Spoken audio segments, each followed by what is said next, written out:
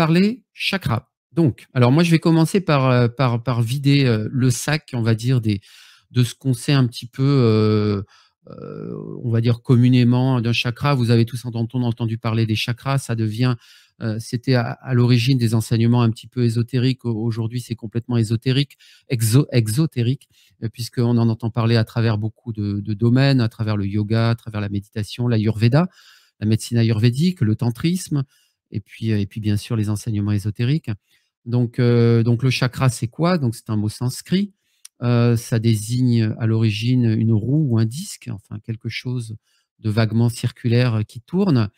Euh, alors moi, ce que j'aime bien quand on parle justement de ces choses-là, c'est essayer d'aller chercher la tradition parce que malgré tout, comme je le disais tout à l'heure, nous vivons dans une matrice corrompue et il y a beaucoup d'enseignements qui sont corrompus. Donc c'est intéressant. Alors il y a beaucoup de choses forcément qui circulent sur Internet à travers les chakras, énormément d'enseignements et il y a des systèmes différents, il y a des informations parfois contradictoires. Donc c'est toujours intéressant de revenir un petit peu à la tradition. Donc là, j'ai été rechercher dans l'iconographie ancienne, justement, donc la représentation de ces chakras. Alors vous voyez qu'on retrouve donc les 7 chakras principaux que nous connaissons de bas en haut. Donc ces chakras qui sont représentés un petit peu comme des fleurs avec différents pétales. Donc 4 pétales pour le chakra basal, le chakra racine. 6 pétales pour le second chakra, le sacré, etc. Donc jusque donc le plexus, le cœur, la gorge, ce qu'on appelle un petit peu confusément le troisième œil, mais on en reparlera tout à l'heure, et puis le chakra coronal. Alors, donc c'est quoi ces chakras? C'est quoi? C'est en fait, ce sont, et je pense que là, on s'accorde tous là-dessus, il faut les voir comme des vortex d'énergie qui s'étendent donc, alors qui sont dont leur source est dans la colonne vertébrale, en fait, dans ce fil d'or qui circule dans la colonne vertébrale, et qui s'étendent de part et d'autre du corps. Donc, c'est-à-dire, il n'y a pas juste une face avant, il y a aussi une face arrière au chakra. Donc, ça s'étend de part et d'autre de notre corps. Et, et ces chakras, en fait, sont en réalité traversent nos différentes dimensions. Alors, on va revenir un petit peu dans le détail. On ne peut pas dire que le chakra soit juste dans le plan éthérique ou juste dans le plan émotionnel. Non, non, ces chakras sont justement des vortex d'énergie qui traversent nos différentes dimensions. Ces chakras doivent être vus en fait comme des carrefours d'énergie. Et ces 7 chakras dont on parle en général sont des chakras principaux. Ça ne constitue pas les seuls chakras qui existent. Il en existe beaucoup d'autres. Et alors, suivant les systèmes, il y a des comptages qui sont très, très différents. Mais là, on parle bien des chakras principaux. Voilà. Et alors, moi, justement, en allant chercher un petit peu dans la tradition, j'ai été voir un petit peu, c'est quoi la source de tous ces textes qu'on a sur les chakras. On se rend compte qu'il y en a très peu. La source principale, en fait, je pense que la source principale est celle des illuminés, la source principale est celle des clairvoyants, les gens qui expérimentent par eux-mêmes leur chakra, qui vivent une montée de Kundalini et l'activation de ces chakras. Mais sinon, sur le plan textuel, il y a très très peu de choses. Et l'un des rares auteurs à avoir parlé de cela et qui est à l'origine de tous les écrits dans la civilisation occidentale, c'est un auteur qui s'appelle Purnananda Yati, si ça vous intéresse, qui date du XVe siècle et dont il paraît les traductions sont très approximatives. Donc, ne vous étonnez pas si vous trouvez des choses apparemment contradictoires dans les chakras. C'est normal, puisqu'il y a très peu d'écrits par rapport à ça. Par contre, on peut se rattacher aux enseignements des maîtres. Et là, c'est très intéressant. Voilà. Alors, bon, voilà, j'ai un petit peu vidé mon sac. Je voudrais préciser, Hervé, en fait, c'est comme dans toutes les cultures très anciennes, l'Ayurveda, on va retrouver un peu la même chose en médecine traditionnelle chinoise. C'est des cultures où la connaissance se passait oralement, en fait. Au départ, ils ont vraiment mis en place le système de l'Ayurveda en observant la nature. C'est les rishis, en fait, c'est des voyants de l'époque, donc qui étaient connectés en réalité et qui ont créé le système et leur façon de voir le monde, la façon de voir l'être humain, etc. Ils en ont fait l'Ayurveda, qui veut dire science de la vie, en fait. Et ça se transmettait de façon orale. Et après, effectivement, il y a commencé à avoir des des textes qui ont commencé à apparaître avec l'écriture, et ceux qui apprenaient récitaient des mantras, en fait, récitaient les connaissances sous forme de mantras pour apprendre la connaissance. Mais voilà, ça se passait vraiment oralement, donc c'est pour ça qu'après ça a été mis dans des textes sacrés, et après ça s'est transmis différemment. OK, merci. Et alors, bah, justement, je pense que alors on va avancer sur le visuel suivant, et je pense que je vais te laisser, commenter, ces différents, quelque part, niveaux de conscience qu'on peut associer à ces 7 chakras principaux. Ouais, comme disait Hervé, en fait, faut voir ça un petit peu comme des grands carrefours, dans lesquels va circuler l'énergie, et en fait, il y a plusieurs, fonctions dans ces chakras. En fait, la première chose, ça va être de capter le prana. Le prana, on va retrouver le chi en médecine traditionnelle chinoise, et le prana, en fait, c'est justement l'énergie vitale qui vient du soleil. On peut d'ailleurs le voir, hein, si vous regardez le ciel, on voit des petites mouches transparentes, ça fait psoup, psoup, psoup dans le ciel quand il y a un ciel éclairé. Et bah, ça, c'est les particules de prana, et qui s'absorbent justement par le nez. On avait fait un live où on a parlé un peu de respiration. Et justement, plus on va inspirer par le nez en étant en état de relaxation profonde, plus on va prendre des qualités de prana qui vont être nourrissantes. C'est pour ça qu'après, on parle de personnes qui sont praniques, parce qu'elles peuvent se nourrir du prana. Et l'objectif de ces chakras, ça va être d'absorber le prana et de le distribuer dans le corps éthérique. On verra un peu après ces différences de corps, mais dans le corps éthérique, est-ce que cette partie du corps énergétique qui vient épouser le corps physique, et qui va permettre de protéger et de nourrir ce corps physique. Et une deuxième chose, et là j'en viens du coup à ce slide-là, c'est que, et pour moi c'est une chose vraiment importante, c'est que le chakra, sa deuxième fonction, ça va être d'amener sur le plan conscient les qualités propres de chaque chakra. Donc en fait, c'est un petit peu comme des gammes de musique. Dans ces cultures-là, ils résonnent vraiment par analogie. C'est-à-dire que chaque chakra va vibrer à une certaine fréquence, et qui va être relié à une couleur, à une onde de forme, et aussi à une conscience, un type de conscience. Et donc, par exemple, si on prend le chakra le plus bas que vous voyez, qui est le chakra racine, eh ben, il va être relié à cette volonté de vie. Donc, si ce chakra-là, il fonctionne pas bien, ben, je vais pas avoir envie de créer ma vie, je vais pas arriver à faire du concret, tout va me paraître compliqué dans ce côté matériel de la vie. On va avoir le centre sacré qui est un petit peu au-dessus, en dessous du nombril. Alors souvent, on le confond avec le hara. Le hara, qui est ce grand centre d'énergie, et qui est en fait la conjonction entre le centre racine et le centre sacré. Et ce centre sacré, ça va être relié à l'énergie sexuelle, à l'instinct de reproduction. Donc ça va être relié à des glandes endocrines, ça va être relié aussi aux gonades, etc. On va avoir le centre solaire, qui est le centre des émotions, donc c'est notre plexus solaire. D'ailleurs, quand on a trop d'émotions, souvent cette zone-là, elle va être bloquée, et puis ça va nous connecter à la conscience de soi, à nos aspirations. Un petit peu au-dessus, on a le centre cardiaque avec qui va donner cette conscience de groupe, et cet amour, cette empathie, cette conscience de l'autre. Et puis le centre laryngé au niveau de la gorge, qui va nous donner cette capacité à communiquer qui je suis, ce que je souhaite, etc. Et souvent d'ailleurs, quand on a une discordance entre ce que je pense, donc le centre un petit peu au-dessus de l'intuition des pensées, au niveau du front, et ce qui m'aspire, mes aspirations profondes au niveau du centre, des autres centres plus bas, et ben souvent ça bloque au niveau de la gorge. On va se retrouver avec des torticolis, avec des douleurs en haut des trapèzes, voilà. Parce qu'après, effectivement, quand on va vivre des choses, on va somatiser. Souvent, ça va être nos pensées, nos émotions qui vont être trop fortes ou trop fréquentes, et qui vont venir impacter le corps énergétique, et après se focaliser de façon symbolique, soit sur des centres, soit sur des parties du corps, etc. Et puis tout en haut, on va avoir le centre coronal qui va nous relier à ce côté spirituel. Donc pour être quelqu'un d'équilibré, hein, c'est toujours, il y a c'est vraiment ces notions d'équilibre dans ces différentes cultures ancestrales. C'est pour être à l'équilibre, c'est que l'énergie doit bien circuler dans tous ces centres. Et quand on a des centres qui sont un petit peu bloqués, et bien on va avoir du mal. Par exemple, si j'ai mon centre cardiaque qui est un petit peu bloqué, pour X raisons, hein, souvent c'est parce que j'ai vécu des choses douloureuses, et cetera.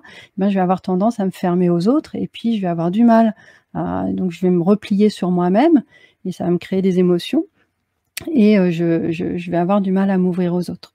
Voilà, donc c'est ça, c'est la base, on va dire, dans notre culture et sur lesquelles on va pouvoir après agir sur ces centres pour se rééquilibrer, pour bien fonctionner dans notre monde. Et après on verra, il y a d'autres centres aussi, mais qui là font partie plus de la spiritualité, on va dire. Là, on est vraiment sur la personnalité humaine. C'est comment je vais gérer toute ma personnalité, fonctionner au mieux dans ce monde-ci, en gardant une connexion avec le côté plus spirituel grâce au coronal. On peut passer peut-être au suivant, Hervé? Oui, alors, merci beaucoup, ouais, pour ces éléments. Je sais que tu pourrais parler, des heures, des chakras, Lise, mais on va pas faire ça aujourd'hui, peut-être à une autre occasion. Mais en tout cas, voilà, c'était pour replacer un petit peu tout ça dans un contexte. Et alors là, le visuel suivant, justement, c'est pour, replacer aussi, le contexte des chakras par rapport au corps énergétique et par rapport à ces plans, de la création. Je vous avais montré ce diagramme, donc là, qui est sur la droite, qui est un petit peu complexe, qui illustre les 7 plans de la création. Donc le plan en partant du plan de plus grande densité ou de plus basse vibration, donc le plan physique, on monte après au plan émotionnel, mental, intuitionnel, spirituel, monadique, divin, et chacun de ces plans de la création étant divisé en 7 sous-plans. Donc ça, quelque part, ça correspond à un spectre infini de vibrations, de la vibration la plus basse à la vibration la plus élevée. Et donc, on retrouve dans le corps humain, on retrouve bien sûr ces différentes strates vibratoires. Donc, nous sommes faits d'un corps physique, mais aussi d'un corps éthérique. Donc, le plan éthérique fait partie du plan physique, hein, de la création. C'est ces 4 sous-couches du plan physique sur le diagramme que vous voyez. Donc le plan astral, donc correspondant au plan émotionnel, donc on a tous un corps astral et ces corps s'interpénètrent les uns les autres et ces chakras justement vont servir de carrefour de communication pour infuser ou diffuser l'énergie d'un plan vers un autre. Donc c'est pour ça d'ailleurs, c'est la raison de ce qu'on appelle les somatisations ou les maladies psychosomatiques, parce on a tous compris aujourd'hui donc que le plan émotionnel influe sur le plan physique, le plan mental également, et parce que justement il y a des ponts de communication entre ces différents plans et c'est les chakras qui les réalisent. Donc c'est des grands carrefours d'énergie, voilà. Et alors là, sur le schéma justement de cette personne en méditation, en position du Bouddha, on voit donc les différents corps. On voit le corps mental. Alors le corps causal, c'est une sous-couche du plan mental. C'est les trois plans supérieurs du plan mental dans le schéma des plans de la création sur la droite. Donc c'est pour ça, des fois, on s'y perd un petit peu dans les dénominations. Il faut arriver. Il y a un petit permis de conduire à avoir pour arriver à s'y retrouver. Beaucoup de termes différents sont utilisés suivant les écoles, suivant les sources. C'est pour ça que des fois, on a tendance un petit peu à s'y perdre. Mais donc voilà, c'est intéressant d'avoir des explications pour avoir la clé. Ensuite, on a le plan bouddhique donc, qui correspond au plan de l'intuition, donc le corps bouddhique, et puis le corps le plus étendu, là, l'œuf le plus grand qui apparaît autour du petit personnage en méditation, le corps atmique, qui correspond, je le disais la dernière fois, en fait, au plan spirituel et le lieu de notre présence. Si vous avez fait des méditations, et je pense qu'on fera un live sur le sujet, sur la connexion à la présence je suis, ça me semble tout à fait indispensable.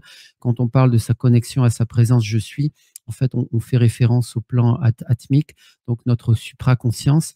Et alors, je pense, hein, modestement, même si ce n'est pas représenté sur ce schéma, je pense que nous avons aussi des vibrations et un corps monadique et un corps divin, parce que nous sommes tous issus de la source, comme on le dit. Nous sommes tous issus d'une étincelle divine, mais peut-être que ces plans sont encore trop peu développés aujourd'hui pour la majorité d'entre nous, pour que ce soit digne d'être représenté sur ces schémas. Mais je pense que nous, êtres humains, sommes bien présents, sommes bien évidemment multidimensionnels et présents sur chacun de ces plans. Voilà. Et donc, on retrouve d'ailleurs à travers ces 7 chakras le reflet de ces 7 plans de la création. Il y a une question, Hervé, qui est intéressante de Jean-Louis, qui dit que d'après Cobra, nous avons aussi un plan plasmatique, comme la planète. Oui, alors, ouais, c'est une bonne question. Alors, je vais donc j'affiche ton commentaire et en même temps je l'enlève aussitôt parce que il nous cache ce qui est intéressant de montrer justement sur le diagramme.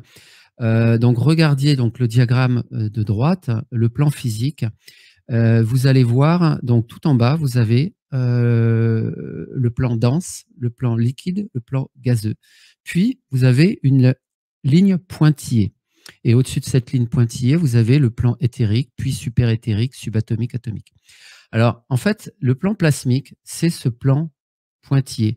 C'est une gamme de fréquences qui est très réduite, qui est située entre le physique et l'éthérique. Et justement, donc alors ce plan est très important dans le cadre de la matrice parce que justement, beaucoup de technologies sont utilisées, et notamment la technologie du voile, à travers ces fréquences qui sont pile poil situées entre le plan de la matière et le plan éthérique pour pouvoir mieux nous contrôler. Et quand on parle d'anomalie plasmique, on parle justement de toute cette accumulation d'énergie sombre dans ce plan-là et ces technologies qui sont utilisées pour éviter justement de limiter notre connexion à des plans supérieurs, mais aussi pour pouvoir je dirais, nous attaquer quelque part sur les plans physiques, puisqu'on parle aussi des armes à énergie dirigée. Alors encore une fois, désolé pour les nouveaux venus sur ce live, ça va vous sembler complètement farfelu, mais des armes à énergie dirigée qui sont utilisés contre les travailleurs de lumière, contre nous. On utilise les plans plasmiques justement pour avoir une assise plus forte, pour pouvoir nous influencer directement sur le plan physique, nous rendre malades, voire même dans certains cas tuer des personnes, comme ça a pu arriver.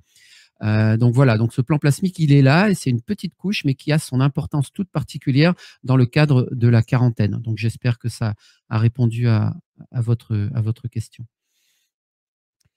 Alors on va avancer puisque le temps passe. Donc, alors oui, encore un dernier point avant de parler des chakras au-delà. Un dernier visuel. Il y a une personne que j'aime beaucoup en fait dans notre modernité, sans aller chercher dans la tradition, qui parle beaucoup des chakras et de la thérapie énergétique. C'est une personne qui est clairvoyante en fait. Elle s'appelle Barbara Ann Brennan, qui a écrit beaucoup de livres. Peut-être que vous la connaissez. C'est une autrice américaine qui est physicienne de formation, donc qui a une culture scientifique, qui a, je crois, travaillé pour la NASA pendant un temps avant de retrouver son vrai chemin de vie. Et elle a travaillé dans les soins énergétiques pendant des années et elle a retranscrit son expérience à travers de nombreux livres. Et les schémas que je vous montre d'ailleurs sont tirés de ces livres. Donc voilà.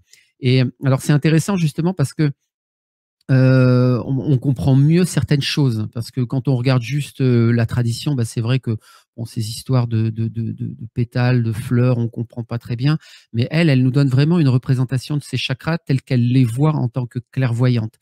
Donc c'est pour ça que c'est très intéressant. Donc elle voit ces vortex d'échange, donc qui sont doubles pour la partie du tronc en fait jusqu'à au troisième œil, mais en fait, c'est par contre le chakra racine et le chakra coronal, eux, sont des vortex simples, ne sont pas des vortex doubles, comme vous pouvez le voir sur la représentation du schéma de droite.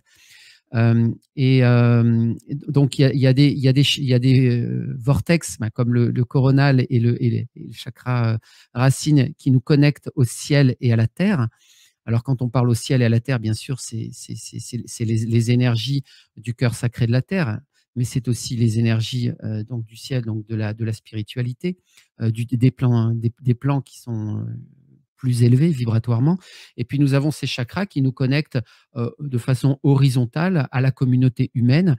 Et alors là, on donne justement un exemple à travers ce cœur qui représente l'aura de deux personnes qui s'aiment, mais qui s'aiment quelque part sur tous les plans, puisqu'on les voit avec ces différents chakras connectés les unes aux autres, puisque, bon, bah, vous le savez, hein, dans des relations humaines ou dans les relations amoureuses, elles sont plus ou moins harmonieuses, justement parce qu'il peut y avoir des connexions différentes, il peut y avoir, ça peut bien fonctionner sur le plan mental ou sur le plan de la communication. Donc, on aura une bonne connexion au niveau des chakras sur le plan mental et sur le chakra de la gorge, mais un peu moins fonctionner sur les plans physiques, par exemple, ou à l'inverse, bien fonctionner sur les plans physiques, sur le sacré, le plexus, et un peu moins sur la communication et on va dire, sur la communion en termes de communion d'idées, etc. Donc voilà, donc je trouvais ce visuel très, très intéressant pour montrer que finalement, ces chakras sont donc des vortex d'énergie, mais ils servent à quelque part métaboliser l'énergie de notre environnement. Et c'est pour ça d'ailleurs qu'un être aimé, on a le sentiment qu'il nous nourrit parce qu'il y a véritablement un échange énergétique qui s'opère. Et voilà. Et j'invite, c'est vrai que, enfin, moi, par le passé, j'ai quand même beaucoup rencontré de pseudo-gourous qui prétendent vous ouvrir vos chakras. Enfin, malheureusement, alors je pense qu'aujourd'hui, ça s'est nettement amélioré avec la montée des énergies. Il y a beaucoup, beaucoup de thérapeutes qui sont valides, bien évidemment. Mais quoi qu'il en soit, cherchez surtout à privilégier votre expérience personnelle quand vous êtes en méditation. Essayez de les visualiser, car c'est vraiment par votre expérience personnelle que vous pouvez acquérir la meilleure connaissance et la connaissance la plus juste quelque part, plutôt que de répéter des enseignements qui sont plus ou moins distordus. Mais quoi qu'il en soit, si vous voulez un enseignement théorique qui a une grande valeur, je vous conseille vraiment cette auteure, Barbara Ann Brennan. Alors, l'inconvénient de cette autrice, c'est qu'elle utilise un référentiel qui n'est pas tout à fait le même que les 7 plans de la création que je vous ai montré tout à l'heure. Donc, c'est pareil, il faut comprendre un petit peu les correspondances pour comprendre justement son explication sur les différents plans. Je suis sûr, Lise, que tu as des compléments très intéressants à faire par rapport à ce visuel. Écoute, non, ouais, je pense que tu as dit le principal. Par rapport aux soins, éventuellement, sur le fait que justement, Oui, on utilise les couleurs, les sons.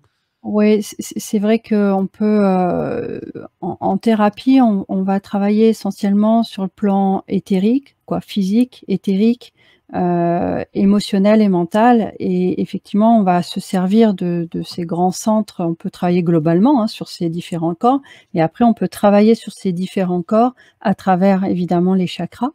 Et on peut ressentir, quelquefois il y a des chakras qui vont émaner plus ou moins, et l'objectif, ça va être souvent de rééquilibrer. C'est-à-dire que ceux qui vont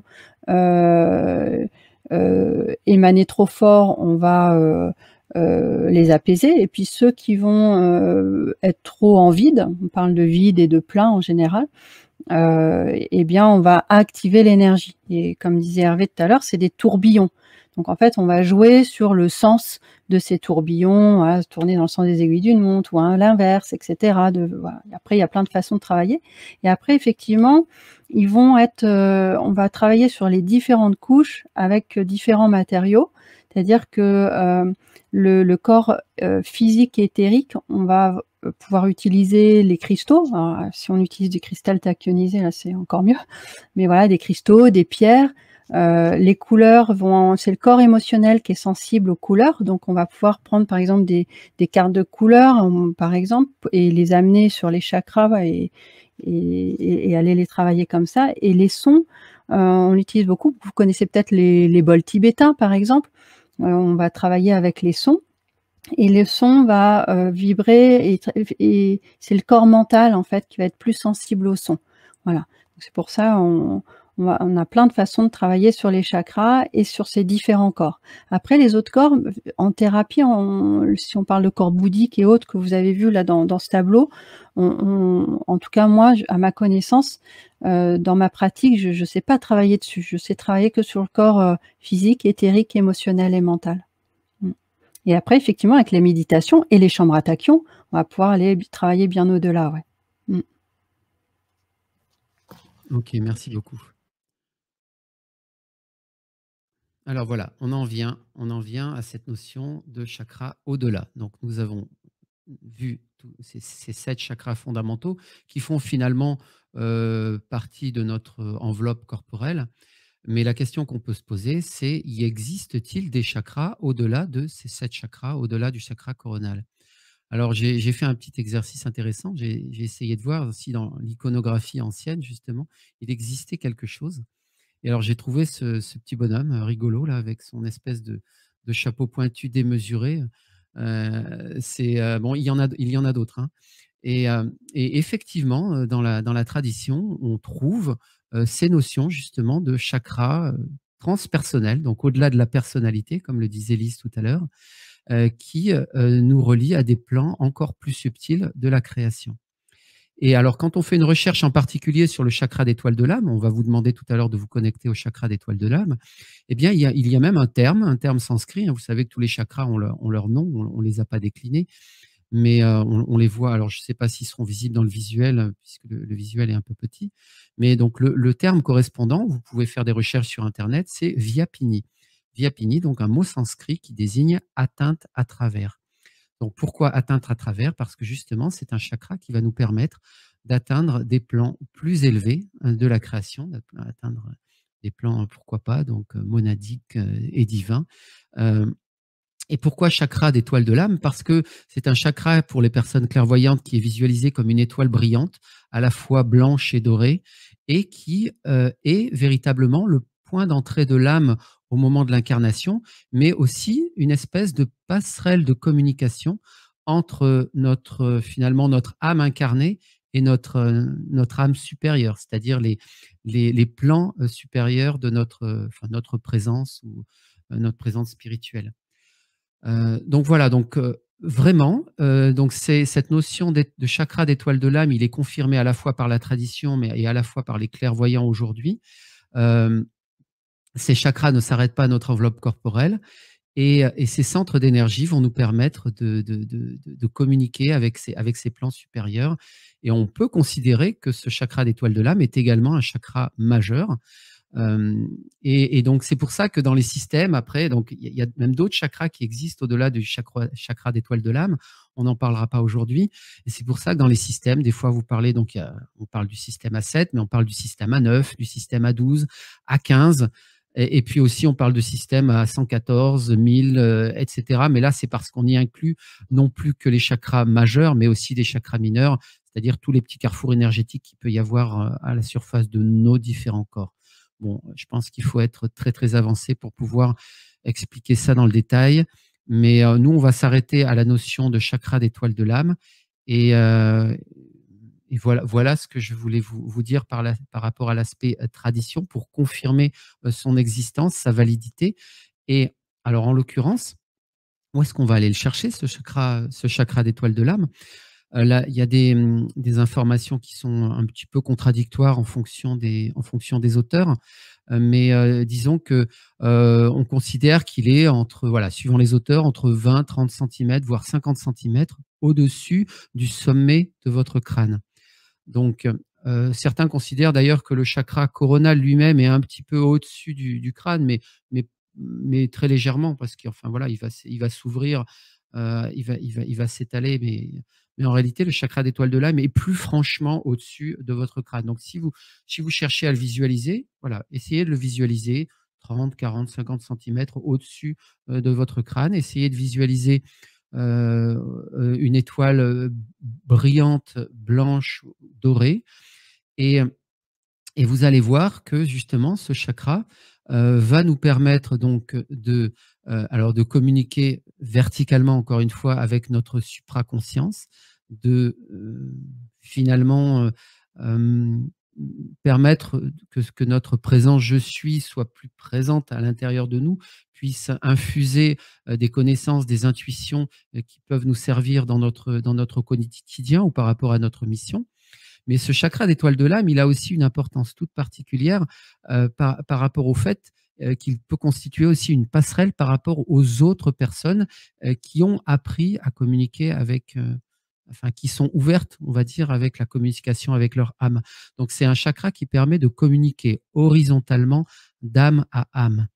Et alors, pourquoi, donc vous avez compris maintenant pourquoi on fait appel à ce chakra d'étoile de l'âme par rapport à cette méditation booster pour pouvoir préparer la méditation du 21, parce que justement, en fait, quelque part, on lance une bouteille à la mer dans les plans de l'âme, dans les plans subtils, pour inviter à tous ces travailleurs de lumière qui sont en phase d'éveil, qui ne sont pas complètement réveillés ou en cours d'eux, pour espérer, pour essayer d'inspirer, de les inspirer donc la conscience collective et faire en sorte que justement ce message les atteigne et qu'ils disent finalement oui, j'ai compris l'intérêt de cette méditation, je veux participer, je viens et je participerai à la masse critique pour cette méditation mondiale.